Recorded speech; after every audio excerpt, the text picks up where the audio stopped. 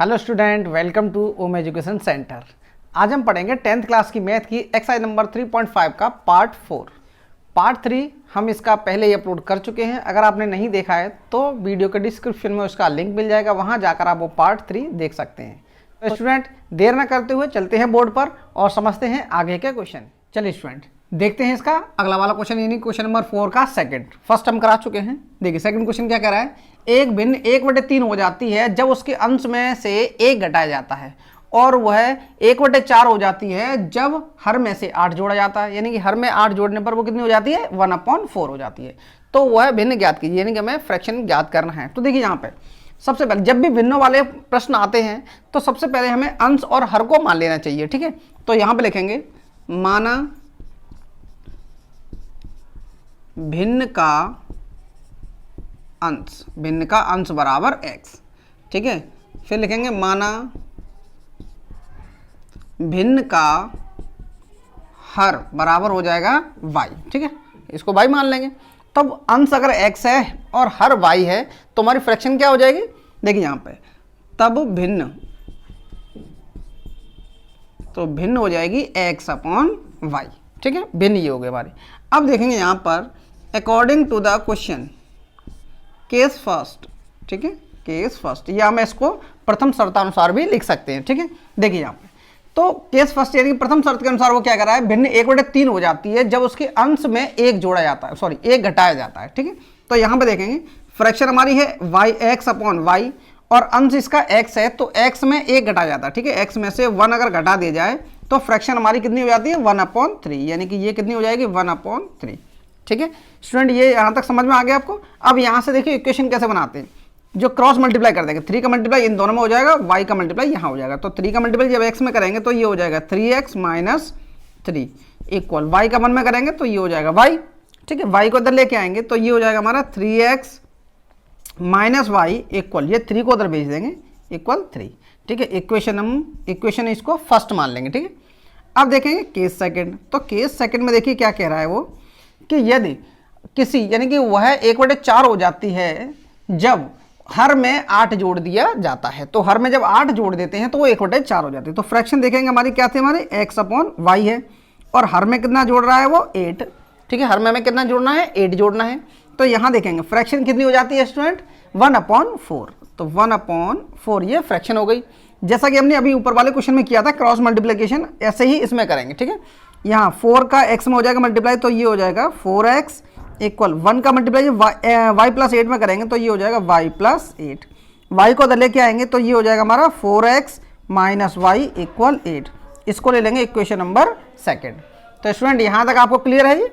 अब देखिए यहाँ पे समीकरण 1 ये है, समीकरण 2 ये है। यहाँ भी y से यानी कि केवल y है, यहाँ भी केवल y है, दोनों माइनस के हैं।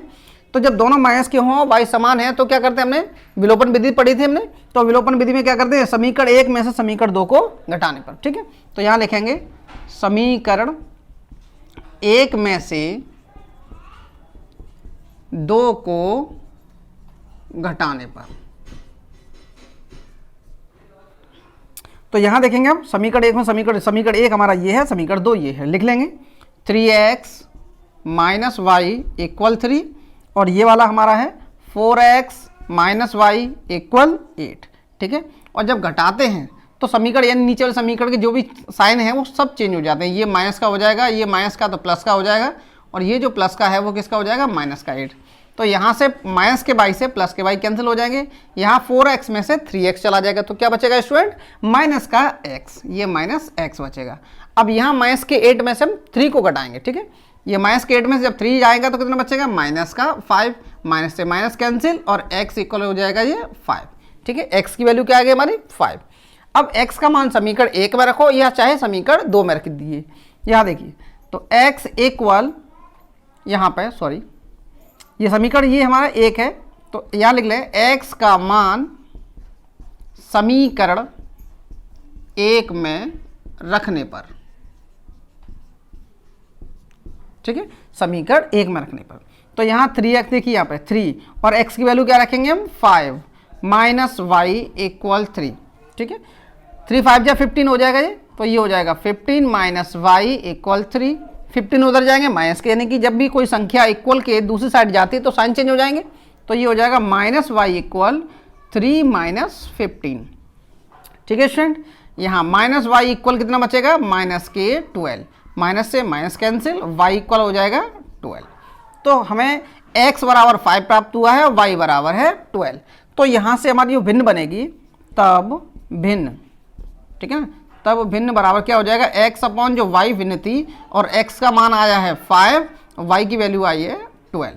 तो भिन्न हमारा कितना बन गया है, 5/12। ये हमारा हो जाएगा आंसर। तो स्टूडेंट ये क्वेश्चन आपको समझ में आया हो, और अगर समझ में आया हो तो इसके लिए एक लाइक जरूर करें, और साथ ही साथ अगर आप हमारे चैनल पर पहली बार आए हैं तो इस चैनल को सब्सक्राइब कर लें और साथ ही साथ बेल आइकन का बटन भी दबा लें, जिससे आने वाले वीडियो के सभी नोटिफिकेशन आपके फ़ोन में बिना किसी रुकावट के आते रहें।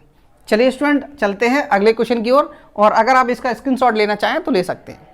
चलिए स्टूडेंट अगला क्वेश्चन देखते हैं। यहाँ पे देखिए क्वेश्चन नंबर 3 क्या है, यश ने एक टेस्ट में 40 अंक अर्जित किए जब उसे प्रत्येक सही उत्तर पे 3 अंक मिले तथा अशुद्ध उत्तर पे 1 अंक की कटौती की गई। यानी कि जब वो प्रश्न सही करता था तब उसे 3 अंक मिलते थे, और जब वो गलत कर देता था उसके लिए 1 अंक उसका काट लिया जाता था।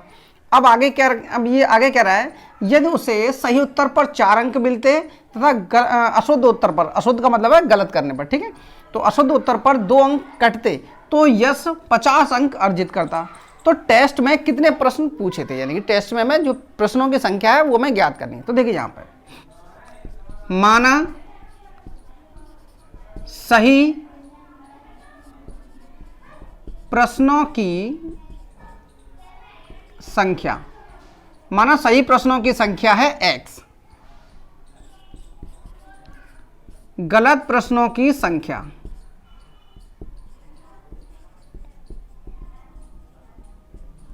बराबर y।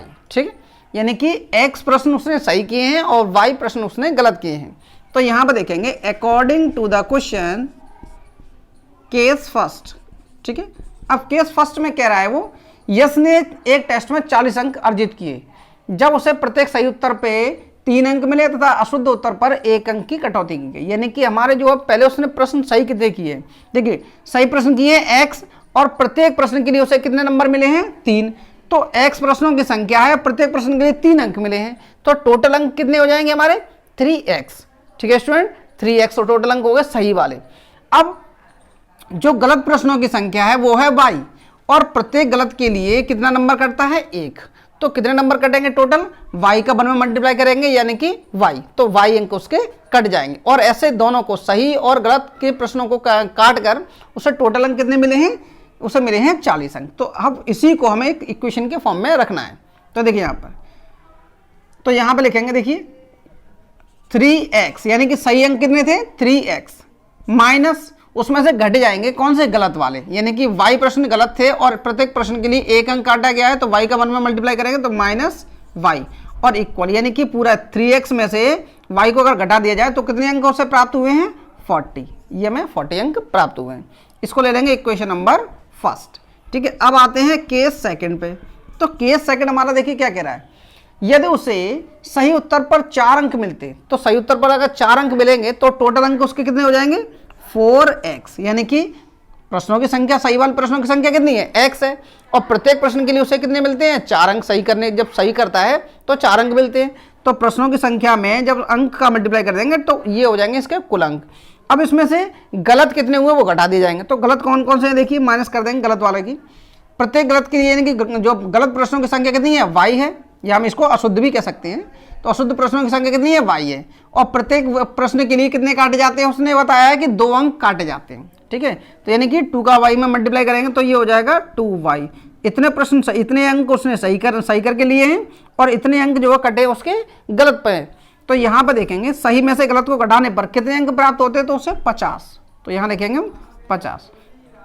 तो हमारा ये बन गया है इक्वेशन नंबर 2। ठीक है, अब यहाँ हम देखेंगे कि यहाँ पे पूरे इक्वेशन में से, अब इसको आगे थोड़ा सा कर लें, पूरे इक्वेशन में 2 से भाग देने पर। ठीक है, यहाँ पे लिखेंगे समीकरण में 2 से भाग देने पर। ठीक है स्टूडेंट, ये 2 से भाग देने पर, 2 से भाग हम इसलिए दे रहे हैं क्योंकि ये इक्वेशन जो है छोटी हो जाएगी। तो यहाँ पे लिखेंगे 4 सॉरी 2 से यहाँ पे डिवाइड देंगे तो ये हो जाएगा 2x माइनस वाई इक्वल 25। ठीक है, अब इसको ले लेंगे इक्वेशन नंबर सेकंड। अब देखो यहाँ भी y सिंगल है और यहाँ भी y सिंगल है। ठीक है, तो यहाँ पर लिख देंगे समीकरण 1 में से समीकरण 2 को घटाने पर। ठीक है स्टूडेंट, समीकरण 1 में समीकरण 2 को घटाने पर। तो देखिए यहाँ घटा लीजिए, ये हो जाएगा हमारा 3x माइनस वाई इक्वल 40 और ये ले लेंगे हम 2x माइनस वाई इक्वल 25। ठीक है, अब यहाँ पर साइन चेंज हो जाएंगे, ये माइनस का, ये प्लस का और ये माइनस का। तो यहाँ देखेंगे ये माइनस के y से प्लस का y कैंसिल हो जाएगा और यहाँ 3x में से 2x चले जाएंगे, यानी तो यहाँ बचेगा x और यहाँ 40 में से 25 जब जाएंगे तो माइनस का बचेगा, सॉरी प्लस का ही बचेगा ये 15। ठीक है, प्लस का बचेगा ये 15। तो x की वैल्यू हमारी क्या निकल के आ गई है, 50 निकल के आ गई है। ठीक है, अब x का हम क्या करेंगे कि x का मान या तो समीकरण 1 में रख दें या फिर समीकरण 2 में रख देंगे। ठीक है, तो x का मान समीकरण 2 में रखने पर। ठीक है, आप चाहे किसी में भी रख सकते हैं, फर्स्ट में रख के भी आप कर सकते हैं। तो x का मान जब समीकरण 2 में रखेंगे तो देखिए x की वैल्यू हमारी कितनी आ गई है, तो यहाँ पर रखेंगे इंटू 15 माइनस y तो रहेगा इक्वल में है 25। तो यहाँ से देखेंगे माइनस y इक्वल 25 और ये 15 टू या 30 उधर जाएंगे माइनस के हो जाएंगे, तो माइनस के 30। तो माइनस y इक्वल -5, माइनस से माइनस कैंसिल, y इक्वल आ जाएगा 5। यानी कि सही प्रश्नों की संख्या कितनी है, x, यानी कि x का मान आया है 50। तो यहाँ लिखेंगे सही प्रश्नों की संख्या, सही प्रश्नों की संख्या कितनी है, 15। ठीक है, गलत या अशुद्ध भी लिख सकते हैं हम, अशुद्ध प्रश्नों की संख्या, अशुद्ध प्रश्नों की संख्या है 5। तब टेस्ट में कुल प्रश्न, ठीक है, तब टेस्ट में कुल प्रश्न कितने हो जाएंगे, 15 और प्लस 5 इक्वल 20 प्रश्न। ठीक है स्टूडेंट, तो ये रहा हमारा आंसर। और अगर आपको ये क्वेश्चन समझ में आया हो तो इस क्वेश्चन के लिए 1 लाइक जरूर करें। तो स्टूडेंट अगर आप इसका स्क्रीनशॉट लेना चाहें तो ले सकते हैं। और हाँ स्टूडेंट, अगर आप इस चैनल पर पहली बार हैं तो इस चैनल को सब्सक्राइब कर लें और साथ ही साथ बेल आइकन को भी दबा लें, जिससे आने वाले वीडियो के नोटिफिकेशन आपको बिना किसी रुकावट के प्राप्त होते रहें। मिलते हैं अगले क्वेश्चन के साथ आगे की वीडियो में, तब तक के लिए बाय, टेक केयर।